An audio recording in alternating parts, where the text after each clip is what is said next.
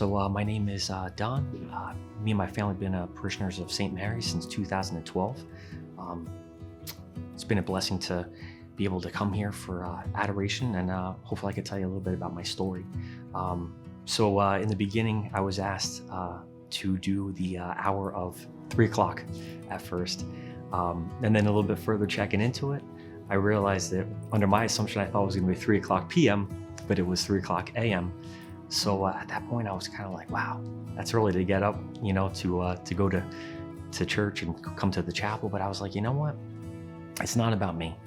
It's about Jesus, and it's about the sacrifices he has made for us in his life, and how me to get up early is just a small sacrifice.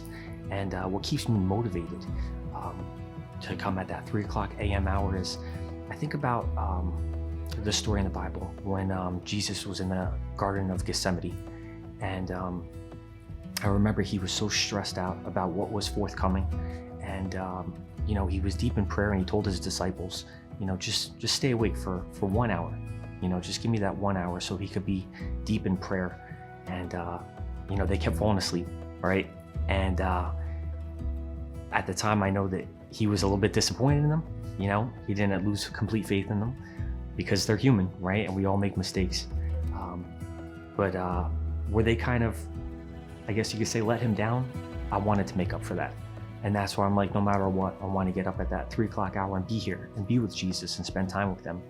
So I took it upon to continue to do that 3 a.m. hour, and it's honestly been such a blessing and the best thing that's ever happened to me. And I believe that in life, everybody's looking for something. We're searching for something. We're searching for answers. We are looking for something to fill that void deep inside of us.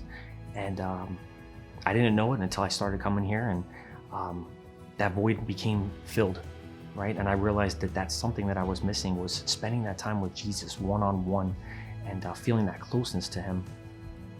And in the beginning, I kind of was like, I'm not really sure what to do here, right? I didn't know, am I supposed to be praying? Am I supposed to, be sitting in silence, And it's funny because when you come here and you have all these things in your head, everything kind of just goes away, right? Some days I come here and I read different things from the Bible.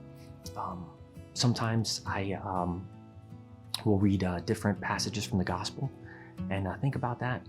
And sometimes I just will sit there and just stare up at that monstrance.